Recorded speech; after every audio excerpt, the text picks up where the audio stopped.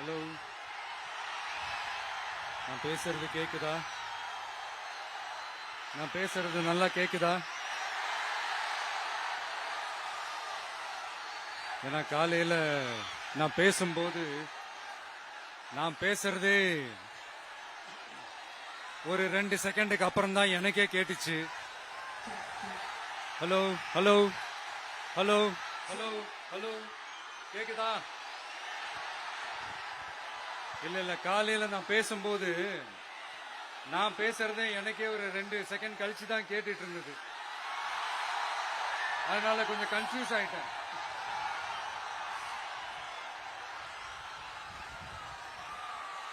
Okay, முதல்ல police டிபார்ட்மெண்ட்டுக்கு என்னுடைய மனமார்ந்த நன்றிகள். அவங்க இல்லனா அந்த பைபாஸ்ல இருந்து இந்த ஸ்பாட்டுக்கு என்னால வந்திருக்க முடியுமான்னு எனக்கே தெரியல. So once again, thank you so much.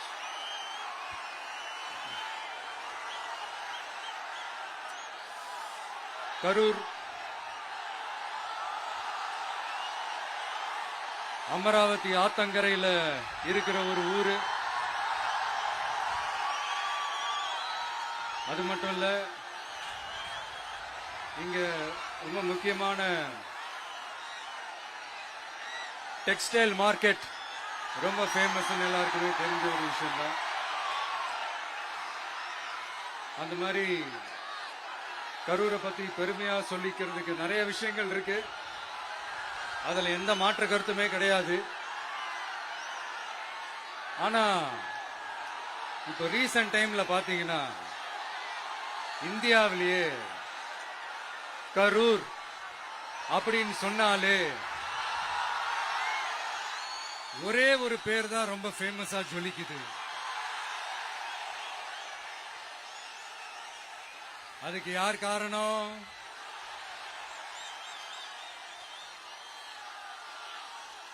யார் காரணம்னு உங்களுக்கு தான் தெரியுமே. சரி, அதை பத்தி கொஞ்சம் அப்புறமா பேசுவோம்.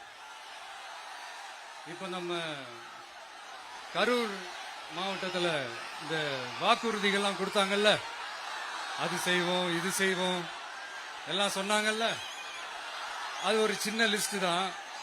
அதை ஃபர்ஸ்ட் பார்த்துடலாம்.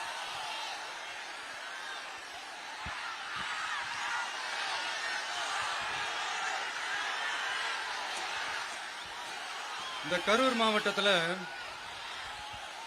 இந்த பேரீச்சை வளர்க்க சிறப்பு திட்டம் செயல்படுத்தப்படும். இத்திட்டத்தின்படி பேரீச்சை வளர்க்க நிதி உதவி வழங்கப்படும். வாக்குறுதி நம்பர் 81. பேரீச்சை மரத்தை விடுங்க, அட்லீஸ்ட் இந்த பேரீச்சை விதையாச்சும் கண்ணில் காட்டினாங்களா? துபாய் குறுக்கு சந்து கதை தான்.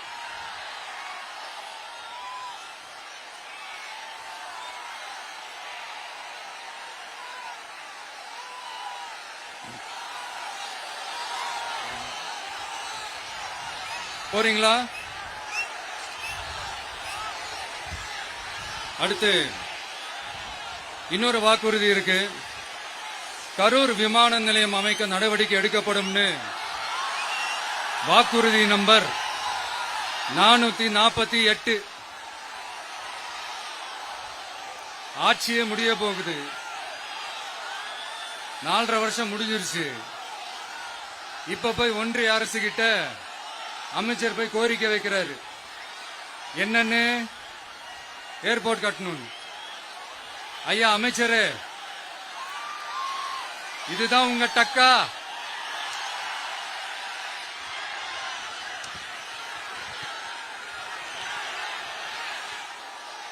கரூர்ல விமான நிலையம் வந்தா போறீங்களா சார்? போயிடுங்க. அதான் கேட்டேன், அப்பவே கேட்டேன், போயிடுங்க. நண்பா கொஞ்சம் வழி விட்டுருங்க. நண்பா கொஞ்சம் வழி விட்டுருங்க.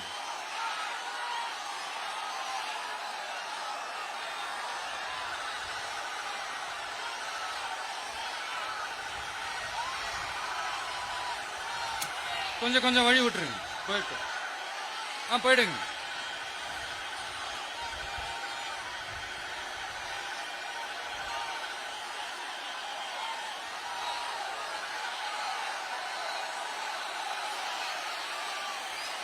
Super super super.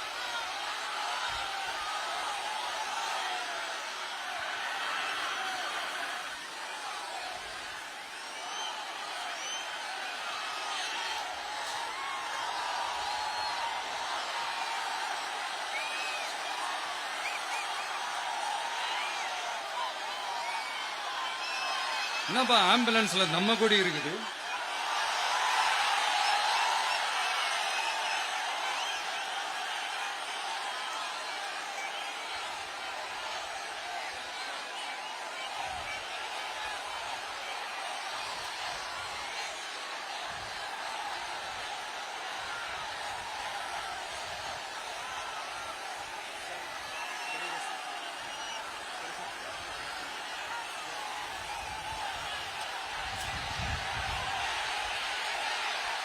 என்னாச்சு?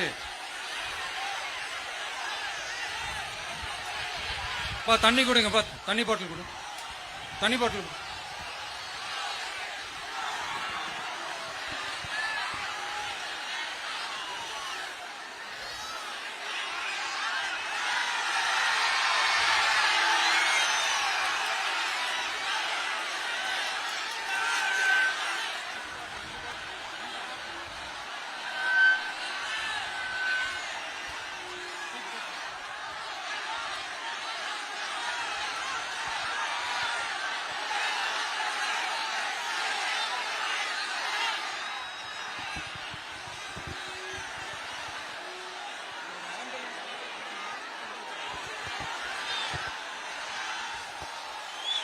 ஜெகதீஷ்,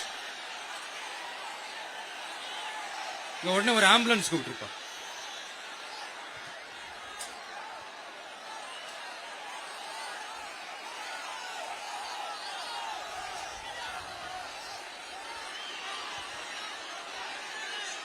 என்ன சொல்றான்?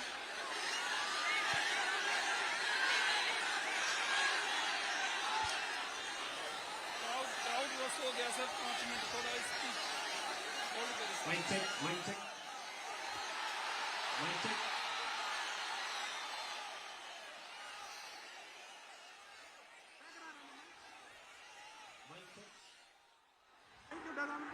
வருதா? எப்படி போறது?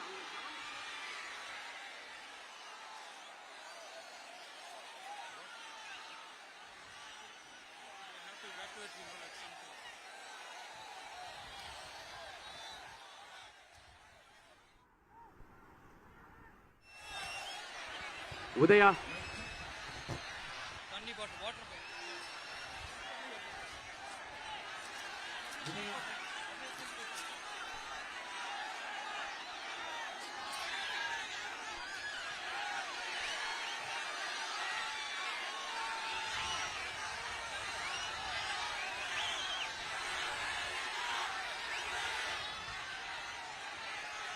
Mic check, mike check. என்னப்பா?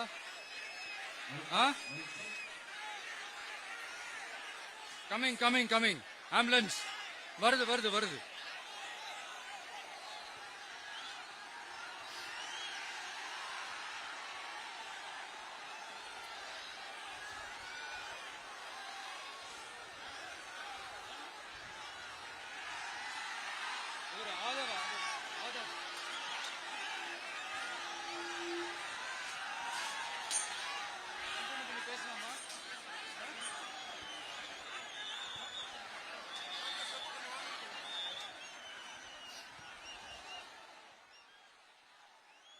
டாக்டர் பிரபு, பக்கத்துல வாங்க.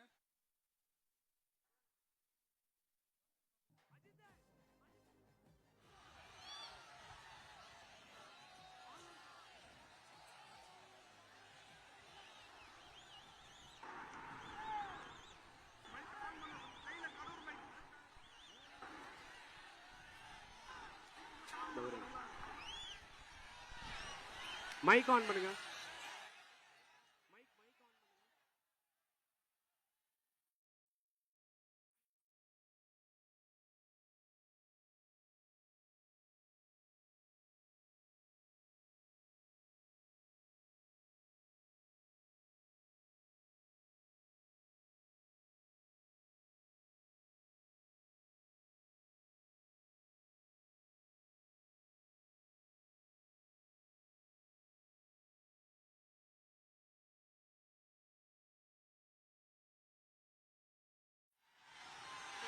பேசுறா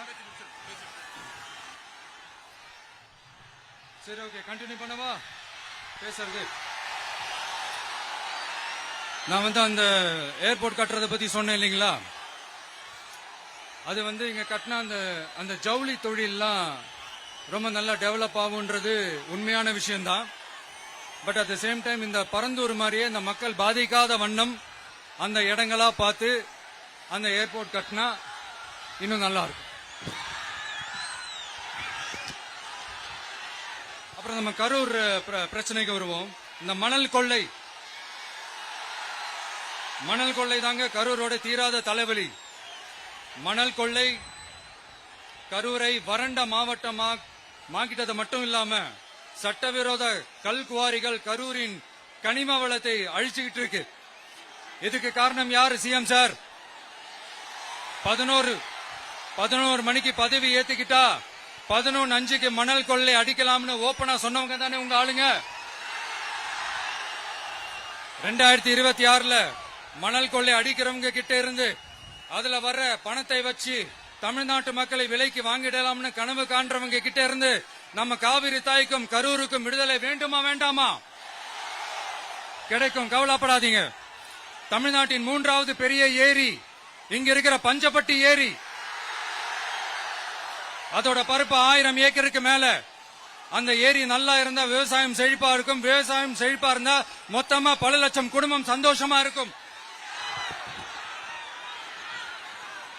ஆனா பல வருஷமா அதை சீரமைக்காம அதுக்கு தண்ணி வர்ற வழிகளை சரி செய்யாம போட்டு வச்சிருக்கிறாங்க இந்த ஆட்சி செய்யறவங்க நம்ம ஆட்சி அதாவது உங்க ஆட்சி வரும் அன்னைக்கு இந்த பஞ்சப்பட்டி ஏரிக்கு உயிர் வரும் உங்க முகத்தில் நிம்மதி சந்தோஷம் எல்லாம் திரும்ப வரும் ஜவுளி தொழில் கரூர் நகரை வளர்த்தெடுக்குது இருந்தாலும் மக்கள் பாதிக்காத வண்ணம் ஜவுளி தொழிற்சாலைகள் இருந்து வெளியேறிய கழிவுகளை சுத்திகரிக்க அறிவியல் பூர்வமான நடவடிக்கைகள் எந்த அரசும் எடுக்கவே இல்லை என்ற கவலை மக்கள் கிட்ட இருக்கு இதை தீர்க்கக்கூடிய பிரச்சனைகள் எல்லாம் அலசி ஆராய்ந்து உண்மையாகவே நாம அவற்றை முன்னெடுப்போம் இப்ப நான் ஒரு விஷயத்தை பத்தி முன்னாடியே பேசலாம்னு சொன்னேன்ல இப்ப அந்த விஷயத்துக்கு வருவோம் இப்போ கரூர்ல வழி விட்டுருங்க அகைன் அப்ப நம்ம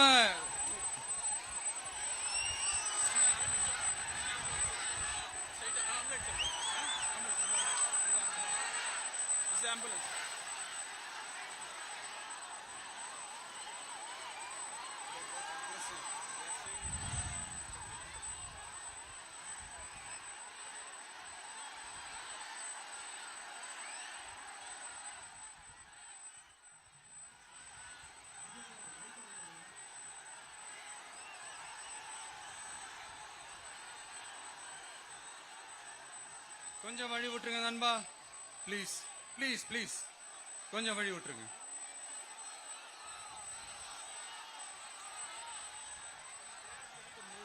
Ask them to move, give the passage to ambulance. Here there is a lot of people down. They have to take them to ambulance. கொஞ்சம் அந்த வழி விட்டீங்கன்னா அந்த ஆம்புலன்ஸுக்கு அவங்களுக்கு கூட்டிட்டு போகணும் அந்த வழி விட்டுருங்க அப்படியே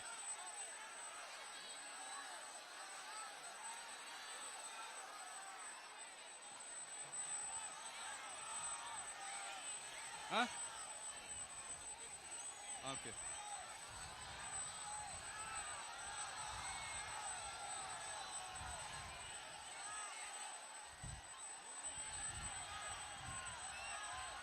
பேசலாமா கண்டினியூ பண்ணலாமா